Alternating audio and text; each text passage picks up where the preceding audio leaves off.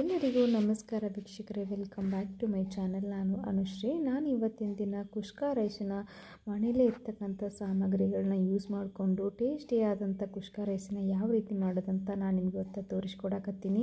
ಯಾರೆಲ್ಲ ನೀವು ನಮ್ಮ ಚಾನಲ್ನ ಸಬ್ಸ್ಕ್ರೈಬ್ ಮಾಡ್ಕೊಂಡಿಲ್ಲ, ಪ್ಲೀಸ್ ದಯವಿಟ್ಟು ಸಬ್ಸ್ಕ್ರೈಬ್ ಮಾಡ್ಕೊಡ್ರಿ. ಹಂಗೆ ಬೆಲ್ ಬಟನ್ ಮೇಲೆ ಕ್ಲಿಕ್ ಮಾಡಿ ಒಂದು ಲೈಕ್ ಮಾಡಿರಿ.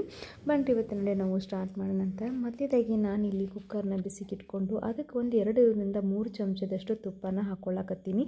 ನೀವು ತುಪ್ಪ ಬೇಡ ಹೊರಗಿದ್ರೆ ಎಣ್ಣೆ ಕೂಡ ಹಾಕೋಬೋದು. ಇವಾಗ ನಾನು ಪಲಾವ್ ಎಲೆನ ಹಾಕೊಳ್ಳತ್ತೀನಿ ಒಂದೆರಡು, ಹಾಗೆ ಒಂದೆರಡು ಚಕ್ಕೆ, ಹಾಗೆ ಒಂದೆರಡು ಏಲಕ್ಕಿ, ಹಾಗೆ ಒಂದು 3ರಿಂದ 4 ಲವಂಗನ ಹಾಕ್ಕೊಳ್ಳಕತ್ತೀನಿ. ಹಂಗೆ ಇದಿಷ್ಟು ಹಾಕೊಂಡು ಆದಮೇಲೆ 1 ಚಮಚದಷ್ಟು ನಾನು ಕಾಳು ಮೆಣಸನ್ನು ಹಾಕ್ಕೊಳ್ಳಕತ್ತೀನಿ ನೋಡ್ರಿ.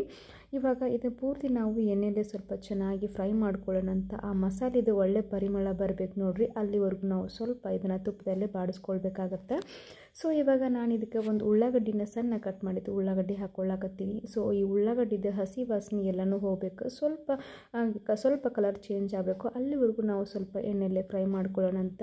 ಇದಕ್ಕೆ ನಾನು ಇದು ತರಕಾರಿ ಅಂಗಡಿಗಳಲ್ಲಿ ಸಿಗ್ತಕ್ಕಂಥ ಬಿರಿಯಾನಿ ಎಲೆನ ಯೂಸ್ ಮಾಡ್ಕೊಂಡು ಮಾಡ್ತಾಯಿದ್ದೀನಿ. ಸೊ ಇದನ್ನು ಹಾಕಿ ಮಾಡೋದ್ರಿಂದ ರೈಸ್ ತುಂಬ ಒಳ್ಳೆ ಪರಿಮಳವಾಗಿ ಹಾಗೆ ಫ್ಲೇವರು ಟೇಸ್ಟು ಕೂಡ ತುಂಬ ಚೆನ್ನಾಗಿ ಬರುತ್ತೆ. ಸೊ ಹಾಗಾಗಿ ಇದಕ್ಕೆ ನಾನು ಖಾರಕ್ಕೆ ಒಂದು 4 ಹಸಿಮೆಣಸಿನ್ಕಾಯಿನ ಹಾಕ್ಕೊಂಡಿದ್ದೀನಿ ರೀ. ಹಾಗೆ ಒಂದು 2 ಚಮಚದಷ್ಟು ಶುಂಠಿ ಬೆಳ್ಳುಳ್ಳಿ ಪೇಸ್ಟ್, ಅಲ್ಲ ಬೆಳ್ಳುಳ್ಳಿ ಪೇಸ್ಟ್ ಹಾಕ್ಕೊಳ್ಳಕತ್ತೀನಿ.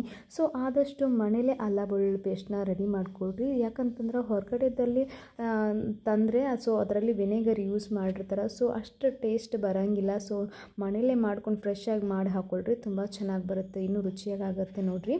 ಇವಾಗ ಇದು ಪೂರ್ತಿ ಎಲ್ಲನೂ ಹಸಿ ವಾಸನೆ ಹೋಗಬೇಕು, ಅದೆಲ್ಲನೂ ಒಂದು ಪರಿಮಳ ಬರುತ್ತೆ, ಒಂದು ಘಮ ಬರುತ್ತೆ ನೋಡಿರಿ. ಸೊ ಒಳ್ಳೆ ಪರಿಮಳ ಬರುತ್ತೆ, ಅಲ್ಲಿವರೆಗೂ ನೀವು ಇದನ್ನು ಸ್ವಲ್ಪ ಚೆನ್ನಾಗಿ ಎಣ್ಣೆಯಲ್ಲೇ ಬೇಯಿಸ್ಕೊಳ್ಬೇಕಾಗತ್ತೆ. ಇವಾಗ ನಾನು ಒಂದು ಅರ್ಧ ಹಿಡಿಯಷ್ಟು ನಾನು ಪುದೀನಾನ ಕಟ್ ಮಾಡಿ ಇಟ್ಕೊಂಡಿದ್ದೆ ಪುದೀನಾನ ಹಾಕ್ಕೊಳ್ಳಕತ್ತೀನಿ. ಇದು ಹಾಗೆ ಒಂದು ಅರ್ಧ ಹಿಡಿಯಷ್ಟು ನಾನು ಕೊತ್ತಂಬರಿ ಸೊಪ್ಪನ್ನು ಕೂಡ ಹಾಕ್ಕೊಳ್ಳಕತ್ತೀನಿ ನೋಡಿರಿ. ಇದಿಷ್ಟು ನಾನು ಹಾಕ್ಕೊಂಡು ಇದು ಪೂರ್ತಿ ಸೊಪ್ಪೆಲ್ಲನೂ ಕರಗಬೇಕು ನೋಡಿರಿ, ಅಲ್ಲಿವರೆಗೂ ನಾವು ಸ್ವಲ್ಪ ಚಂದಾಗ ಫ್ರೈನ ಎಣ್ಣೆ ಒಳಗೆ ಮಾಡ್ಕೊಳ್ಳೋಣ ಅಂತ. ನೋಡಕತ್ತಿರಲ್ಲ, ಇಷ್ಟ ಮನೇಲಿ ಇರ್ತಕ್ಕಂಥ ಸಾಮಗ್ರಿಗಳನ್ನ ಯೂಸ್ ಮಾಡಿಕೊಂಡು ಕುಷ್ಕ ರೈಸನ್ನ ಮಾಡ್ಕೋಬೋದು, ಬ್ಯಾಚುಲರ್ಸು ಕೂಡ ಮಾಡ್ಕೋಬೋದು. ತುಂಬ ಈಸಿಯಾದಂಥ ರೆಸಿಪಿ ನಾನು ಇವತ್ತು ನಿಮಗೆ ಅದು ಶೇರ್ ಮಾಡಕತ್ತೀನಿ. ನಾನು ಮನೆಯಾಗ ಟ್ರೈ ಮಾಡಿದೆ, ಮನೆಯಾಗಿನ ಮಕ್ಕಳು ನಮ್ಮ ದೊಡ್ಡವರು ಎಲ್ಲರೂ ತುಂಬ ಇಷ್ಟಪಟ್ಟು ತಿಂದರು ನೋಡಿರಿ. ಇವಾಗ ನಾನು ಇದಕ್ಕೆ ಒಂದು 10ರಷ್ಟು ಗೋಡಂಬಿ ಹಾಕೀನಿ, ಒಂದು 10, ಹಾಗೆ ರುಚಿಗೆ ತಕ್ಕಷ್ಟು ಉಪ್ಪು, ಹಾಗೆ 1 ಚಮಚದಷ್ಟು ನಾನು ಗರಂ ಮಸಾಲೆನ ಹಾಕ್ಕೊಂಡಿನಿ. ಇದಿಷ್ಟು ನಾವು ಚೆನ್ನಾಗಿ ಎಣ್ಣೆಲೆ ನಾವು ಸ್ವಲ್ಪ ಫ್ರೈ ಮಾಡ್ಕೊಳ್ಳೋಣ ಅಂತ. ನಿಮಗೆ ತುಪ್ಪ ಇಷ್ಟ ಆದರೆ ತುಪ್ಪ ಹಾಕ್ಕೋಬೋದು, ತುಪ್ಪ ಹಾಕ್ಕೊಂಡ್ರೆ ಟೇಸ್ಟ್ ಇನ್ನೂ ತುಂಬ ಚೆನ್ನಾಗಿ ಬರುತ್ತೆ. ಹಾಗೆ ಮತ್ತು ಆಯಿಲ್ ಹಾಕ್ಕೊಂಡ್ರೂ ಚೆನ್ನಾಗಿ ಬರುತ್ತೆ, ಬಟ್ ನಾನಿಲ್ಲಿ ತುಪ್ಪ ಹಾಕ್ಕೊಂಡು ಯೂಸ್ ಮಾಡಿ ತೋರಿಸ್ತಾ ಇದ್ದೀನಿ. ಈ ರೀತಿ ನೋಡಾತಿರಲ್ಲ, ಈಗ ಈ ರೀತಿ ಆಯಿಲ್ ಬರಬೇಕದು. ಸೊ ಅಲ್ಲಿವರೆಗೂ ನೀವು ಇದನ್ನು ಸ್ವಲ್ಪ ಚೆನ್ನಾಗಿ ಲೋ ಫ್ಲೇಮ್ ಒಳಗೆ ಇಟ್ಕೊಂಡು ನೀವು ಇದನ್ನು ಫ್ರೈ ಮಾಡ್ಕೋಬೇಕು.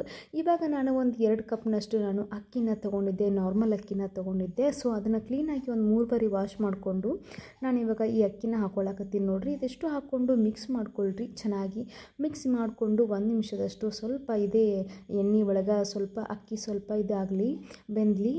ಇವಾಗ ನಾವು ಇದಕ್ಕೆ ನೀರು ಹಾಕ್ಕೊಳ್ಳೋಣ ಅಂತ. ಪರ್ಫೆಕ್ಟಾಗಿ ಯಾವುದೇ ರೈಸ್ ಮಾಡಿರಿ, ಇದಕ್ಕೆ ಪರ್ಫೆಕ್ಟ್ ಅಳತೆಯಾಗಿ ನೀರನ್ನ ಯಾವ ರೀತಿ ಇಡಬೇಕಂತ ನಾನು ನಿಮ್ಗೆ ತೋರಿಸ್ಕೊಡ್ತೇನೆ ಇವತ್ತಿನ ದಿನ. ಸೊ ನೀವು ಎಷ್ಟಾದರೂ 1 kg ಅಕ್ಕಿ ಮಾಡಿರಿ, ಹಾಗೆ ಒಂದು 2 kg ಅನ್ನಕ್ಕೆ ಇಟ್ಟರೂ ಕೂಡ ಒಂದೇ ಅಳತೆಯಲ್ಲಿ ನೀವು ನೀರು ಇಟ್ಕೊಂಡು ಆ ರೈಸನ್ನ ನೀವು ಚೆನ್ನಾಗಿ ಉದುರಾಗಿ ಮಾಡ್ಕೊಳ್ಳೋ ರೀತಿ ನಾನು ನಿಮ್ಗೆ ಟಿಪ್ಸನ್ನ ಇವತ್ತಿನ ದಿನ ತೋರಿಸ್ಕೊಡ್ತೀನಿ ಅಂತ. ಇವಾಗ ನೋಡಕತ್ತಿರಲ್ಲ, ಈ ರೀತಿ ನಾವು ಬೆರಳನ್ನು ನೀರಲ್ಲಿ ಇಟ್ಟರೆ ಅಂದರೆ ಬಿಸಿ ಇರೋಂಗಿಲ್ಲ. ಸೊ ಆವಾಗಲೇ ನಾವು ನೀರು ಹಾಕ್ಕೊಂಡಿರ್ತೇವೆ ನೋಡಿರಿ. ಈ ರೀತಿ ನಾವು 2ನೇ ಲೈನ್ ಗೆರೆ ಕಾಣಿಸ್ತಿದ್ದಿಲ್ಲ, ಈ ಲೈನ್ಗೆ ಕರೆಕ್ಟಾಗಿ ನೀವು ಈ ಲೈನ್ಗೆ ಆ ನೀರನ್ನು ಇಟ್ಕೊಂಡ್ರೆ ರೈಸು ತುಂಬ ಉದುರಾಗಿ ಕರೆಕ್ಟಾಗಿ ಬರುತ್ತೆ ನೋಡಿರಿ ಅಳತಿ. ಇದನ್ನು ಒಂದ್ಸಲ ಟ್ರೈ ಮಾಡಿ ನೋಡಿರಿ. ಇವಾಗ ಕುಕ್ಕರ್ ಲಿಡ್ನ ಕ್ಲೋಸ್ ಮಾಡಿಕೊಂಡು ನಾನೊಂದು 3 ವಿಸಲ್ನ ಹೊಡೆಸ್ಕೊಳ್ತೀನಿ ನೋಡಿರಿ.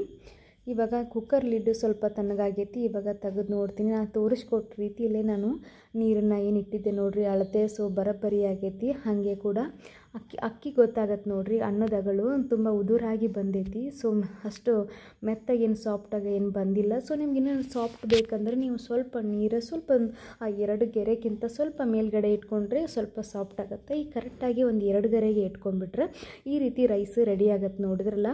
ಈ ರೀತಿ ನಾನು ಸಿಂಪಲ್ಲಾಗಿ ಹಾಗೆ ಟೇಸ್ಟಿಯಾದಂಥ ಕುಷ್ಕ ರೈಸನ್ನ ಯಾವ ರೀತಿ ಮಾಡೋದು ಕಡಿಮೆ ಸಾಮಗ್ರಿನ ಯೂಸ್ ಮಾಡ್ಕೊಂಡು ಅಂತ ನಾನು ನಿಮ್ಗೆ ಇವತ್ತಿನ ದಿನ ತೋರಿಸ್ಕೊಟ್ಟಿನಂತ.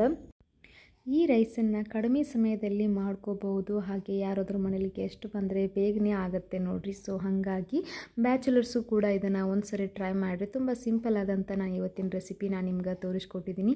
ನೋಡ್ತಾ ಇದ್ದೀರಾ, ನಾನೊಂದು ಪ್ಲೇಟಿಗೆ ನಾನು ಸರ್ವ್ ಮಾಡ್ಕೊಳ್ತಾ ಇದ್ದೀನಿ. ರೈಸ್ ತುಂಬ ಉದುರಾಗಿ ಬಂದೈತಿ, ನೋಡಿದ್ರಲ್ಲ. ಈ ಅಳತಿ ಒಳಗೆ ನೀರು ಇಟ್ಕೊಂಡು ನೀವು ಈ ರೀತಿ ಒಂದು ಸಲ ರೈಸನ್ನು ಮಾಡಿ ನೋಡಿರಿ.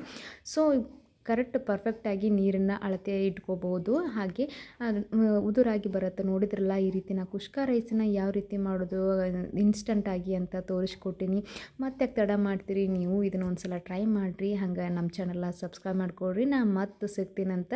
ನಮಸ್ಕಾರ ರೀ.